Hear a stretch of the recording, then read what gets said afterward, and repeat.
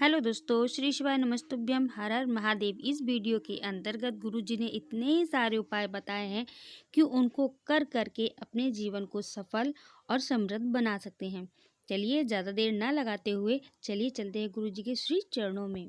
सोमवार मुझे ऐसा करना है, 3 नियम धारण करना है महीने के सोमवार को। पहला, सवेरे जाकर शंकर भगवान को 1 लोटा जल चढ़ाना है।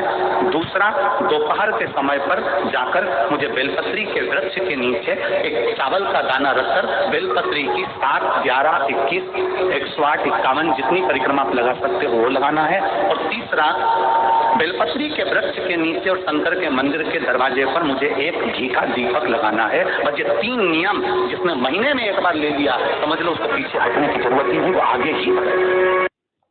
आर्थिक तंगी है तो सोमवार के दिन कमलगट्टा चढ़ाना शुरू कर दें। इतना धन वैभव बढ़ जाएगा कि आप संभाल नहीं पाएंगे। राधे राधे। जब कोई कपास की बाती का निर्माण करता है, कपास की बाती को बनाता है, उसमें जितने कपास के रुए होते हैं एक एक वो एक रुए जब जुड़ते हैं और घी में लगकर जिस देवता के सामने लगते हैं, जिसने बाती का निर्माण करा है, उसको 1000 अश्वमेध यज्ञ के बराबर फल प्राप्त हो जाता है। कपास का मतलब होता है रुई। सोचिए भगवान कितने सरल सीधे स्वभाव के हैं कि एक छोटे से रुई से कई अश्वमेध यज्ञों का फल प्रदान कर देते हैं। और हम लोग हैं कहीं कुछ करने में लगे हैं, कहीं कुछ करने में लगे हैं, लेकिन अपने भाव को सुधार नहीं पा रहे। कर जाती, तुम कह रही हो मेरा भोलेनाथ सुन नहीं रहा, मेरा भोलेनाथ सुन नहीं रहा, कि तुम लोटे में से भी तो जल चुरा कर दूसरे को चढ़े। 1 लोटे जल में से वही शंकर जी को चढ़ा दिया, उसी लोटे में पानी थोड़ा सा बच्चा के गणेश जी को चढ़ा दिया, उसी में थोड़ा बच्चा के पार्वती जी को चढ़ा दिया, उसमें थोड़ा बच्चा के कार्तिक जी को चढ़ा दिया। अब गुरुजी का कहने का तात्पर्य यह है कि आपने देखा होगा कई मंदिरों में शिव परिवार की स्थापना होती है, जैसे कि गणेश जी, कार्तिकेय जी, पार्वती मैया और नंदी जी। तो उनकी प्रतिमाएं जब अलग अलग होती हैं और जब अलग अलग जल चढ़ाया जाता है तो उसका अलग ही रूप होता है। सबसे ज्यादा नरक में कौन गिरता है? तो शिव महापुराण की कथा कहती है जो प्रसाद बांटता है वो नरक जाता है। तो कई लोगों के प्रश्न आए, महाराज तुम कैसे कह देते हो कि बताओ प्रसाद बांटने वाला नरक में जाता है? तो दुनिया के लोग प्रसाद ही नहीं बांटेंगे। गुरुजी का कहने का तात्पर्य यह है कि प्रसाद बांटने वाले में समानता का भाव होना चाहिए।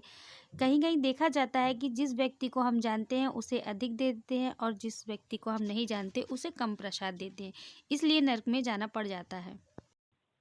दीपदान करने का नियम होता है, जहाँ दिया बहकर जाता है ना, उधर देखकर दिया नहीं छोड़ा जाता। जहाँ से नदी बहकर आ रही है ना, उधर देखकर दिया। आइए इस बात को अच्छे से समझ लेते हैं।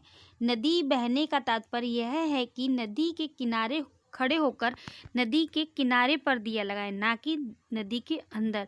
इस बात का विशेष ध्यान रखिए, क्योंकि दिया तो प्रज्वलित करके हम जब छोड़ते हैं, सोचिए कोई यदि हमारे पास कोई अग्नि प्रज्वलित करके रख दे तो हमें कैसा भाव होगा। हम इसलिए पूजा के साथ साथ भाव विभोर होकर पूजा करें तो उसका फल अधिक मिलता है। पुरुष भगवान की सेवा में लगे, भजन में लगे, मंत्र उच्चारण में लगे तो उसका फल पुरुष को प्राप्त होता है।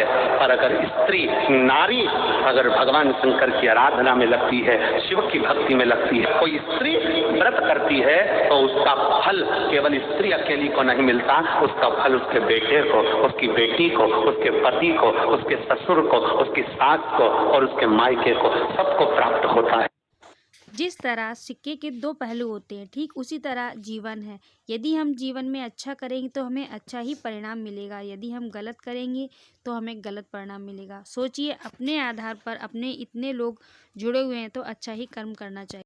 मुझे इस कार्य के लिए जाना है और ये मेरा कार्य सफल होना चाहिए। ये कार्य मेरा रुक रहा है, इस कार्य में बांधा आ रही है, ये कार्य मेरा अटक रहा है। उस दिन सफेद आंकड़े की जड़ को थोड़ा सा घिसकर और घिसने के बाद उसको अष्ट विनायक में से किसी भी एक विनायक श्री गणेश जी का नाम लेकर अपने मस्तक पर थोड़ा सा तिलक उस सफेद आंकड़े की जड़ का लगाकर चले जाइए। वो कार्य आपका सफल होकर ही रहे। आशा करती हूँ गुरुजी के द्वारा बताए हुए गए कार्य, उपाय और मेरी बताई हुई बातें आपको अच्छी लगी होंगी। और यदि कोई गलत बात मैंने बोल दी हो तो उसके लिए क्षमा याचना करती हूँ। यदि पहली बार चैनल को विजिट किया है तो लाइक, शेयर, सब्सक्राइब ज़रूर कर लीजिएगा। धन्यवाद। राधे राधे। श्री शिवाय नमस्तुभ्यम। हर हर महादेव।